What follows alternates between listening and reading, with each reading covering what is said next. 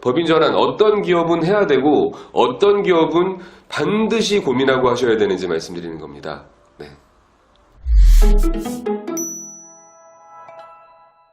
네, 안녕하십니까. 부자사장연구소의 소장 이경입니다. 지난 시간에 이어서 법인 전환에 대해서 마저 이야기하려고 해요. 지난 시간에 제가 뭐 말씀드렸죠? 성실신고 과세 대상자가 뭐 하는 사람이고 그렇게 했을 때 어떤 영향이 있는지 말씀드렸었잖아요. 그럼 법인 전환 우리 세무사는 하라고 하는데 나는 해야 될까요? 말아야 될까요? 그 부분에 대해서 결정 내드리도록 하겠습니다. 이런 분들은 법인 전환 하시는 게 좋아요. 일단 첫 번째로 예를 들어서 내가 순이익이 한 1억 5천 이상 나요. 그러면 세금이 너무 많이 나오실 거예요. 세금이 좀 많이 나오는데 싶은 개인사업자는 고민해보세요. 그리고 저희가 혹시라도 아버님이 하고 계신 사업을 아드님이 물려받아야 될 때, 그럴 때는 개인사업자를 그대로 물려주는 것보단 법인으로 전환해서 넘겨주는 게 더 다양한 방법이 있어요. 세 번째, 거래처에서 법인으로 전환해 주십사라고 요청 들어올 때가 있어요. 개인사업자보단 앞으로 법인으로 전환하시는 게 저희와 거래하는 게 훨씬 좋을 것 같습니다. 대기업에서 요청하는 경우가 많이 있겠죠. 그럴 때는 어쩔 수 없죠. 바로 법인 전환 하셔야 될 것 같습니다. 자, 그리고 이런 분들이 있으세요. 국민연금이랑 건강보험이 너무 많이 지출이 된다라고 하시는 분도 전환을 하시는 걸 고려해 보세요. 그리고 우리 사업장이 카드 매출이 많고 현금 매출이 적다. 그래서 어떻게 숨길 방법이 없어. 숨길 데가 없으신 분들, 이런 분들도 귀담아 들으셨으면 좋겠습니다. 저희 부모님이 개인사업체를 가지고 계신데 가업 승계를 하셔야 돼요. 아니면 아드님에게 이제 상속 증여를 하려고 하세요. 그때 쓸 수 있는 방법이 법인으로 해서 주식을 증여하는 방법을 쓸 수 있습니다. 부동산 많으신 경우도 그렇고요. 사업차 이전하실 때도 그렇고요. 이런 부분들도 함께 고민하실 수 있습니다.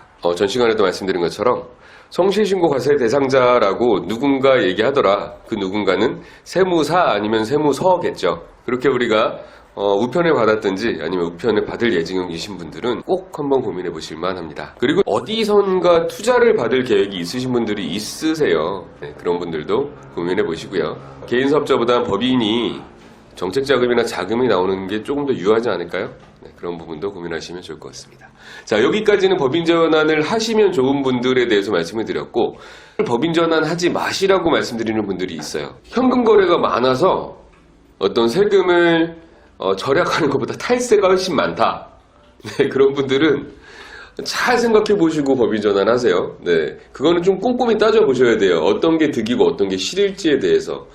추천드리는 방법은 법인 전환하시고 개인사업체를 따로 운영하시는 거를 말씀을 드리는데, 그거는 자세한 거는 제가 여기서 다 말씀드리긴 좀 어렵고, 그런 분들은 저한테 상담 요청을 하세요. 그러면 합법과 조금은 사업장을 위한 방법 두 가지 모두를 말씀을 드릴 테니까 그렇게 적용하시는 게 좋을 것 같습니다. 제가 한창 컨설팅 많이 했을 때 주로 만났던 분들이 폐차장, 폐타이어, 폐자 들어가시는 고물상 이런 분들 상담 많이 했었어요. 어떻게 처리했었는지 그 노하우를 알려드리도록 하겠습니다. 또 한 부분 고민하셔야 되는 건 지금 대출을 받으려고 생각하시는 분들이 있으세요. 대출을 받으려고 생각을 하시는데 법인 전환을 하시면 어떻죠? 만약에 정부에서 정부 자금 대출을 받으려고 해요. 그리고 지금 저희가 대출이 이렇게 많지도 않아요. 근데 이런 부분들이 법인 전환을 했을 땐 안 좋은 경우가 다수 있습니다. 어떤 경우에 그러냐면 정부에서는 7년 이상 된 기업한테는 어떤 세금 혜택이라든지 정부의 정책 자금을 잘 주지 않아요. 왜 그렇다고 말씀드렸죠? 담당자들의 성과 점수에 들어가지 않아요. 그리고 정부도 그 성과 점수를 안 주는 이유가 뭐겠어요? 7년 이상 된 기업은 돈 주지 마 라는 의미거든요. 이게 참 현실적으로는 답답한 일이기는 해요. 사실은 7년이 넘어간 업체들은 이제 안정화 단계에 있고 그런 업체들을 더 도와줘야지 맞을 것 같은데, 오히려 정부에서는 창업기업 위주의 전략을 쓰고 있기 때문에 그렇습니다. 이런 분들은 법인 전환을 해버리면 어떻게 되냐면 기존의 업력이 그대로 따라오잖아요. 만약에 6년 차에 법인 전환을 했다고 볼게요. 그럼 저희가 1년만 지나면 7년 차가 되잖아요. 이런 기업들은 법인 전환을 해야 될지 말아야 될지 고민해 보시는 게 맞아요. 근데 주변에서는 다 법인 전환 하세요 말씀드리지만 이거는 이 현실을 잘 몰라서 말씀드리는 컨설팅일 수도 있어요. 다시 한번 정리하겠습니다. 정책 자금이 필요하시거나 어떤 새 혜택에 대해서 고민을 하고 계신 분들은 법인 전환이 맞을지, 지금 사업체 그대로 가는 게 맞을지, 아니면 개인 사업자를 놓고 법인을 새로 설립하는 게 맞을지, 이 세 가지 경우의 수에 대해서 꼼꼼하게 비교를 해보고 진행하셔야 돼요.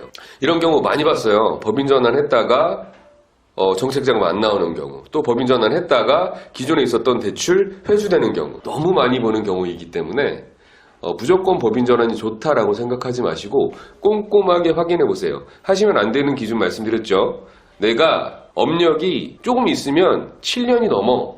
그런 업체들은 법인 전환을 하지 마세요. 오히려 법인을 새로 설립하는 게 맞습니다. 그리고 내가 정책자금을 받아야 돼 라고 했을 때도 법인 전환이 유리하지 않을 때가 많아요. 세 번째, 법인 전환을 할 때 또 이렇게 많이 하시거든요. 이 땅은 내 땅이고요. 제 공장, 제 사업장은 제 땅이고요. 제가 그 위에 있는 영업권만 법인 전환할 거예요. 이 땅은 제가 개인 사업자의 임대소득으로 임대사업자로 남겨놓고 영업권이랑 저희 직원들만 넘길 거예요. 이런 경우 있으시거든요. 그렇게 했다가 그 다음 해에 대출 상환 들어오는 기업도 꽤 많이 있어요. 풍족하신 분들은 그렇게 하셔도 돼요. 대출 상환 들어와도 언제든지 갚을 수 있어 라고 하시면 그렇게 하셔도 되는데, 그게 아닌 경우에는 반드시 은행과 기금과 중진공을 확인하시고 하셔야 됩니다.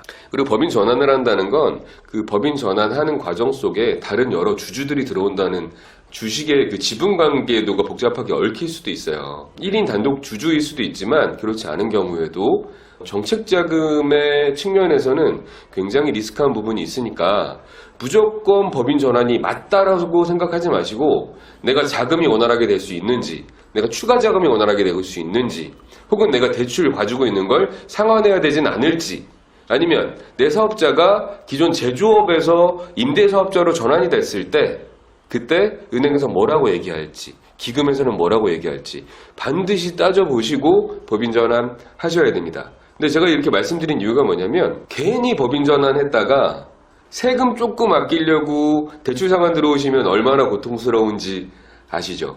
일반적인 경우에는 법인 전환이 좋은 경우가 많이 있습니다. 다만 자금과 세금 혜택에 있어서는 반드시 확인하고 가셔야 되는 게 법인 전환입니다.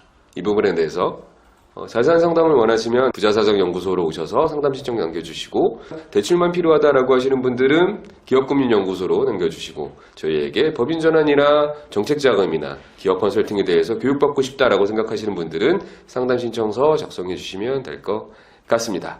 자, 정리하겠습니다. 법인 전환 일반적으로 유리할 수 있지만 꼭 그렇지 않은 경우도 굉장히 많다. 오늘은 여기까지 하겠습니다.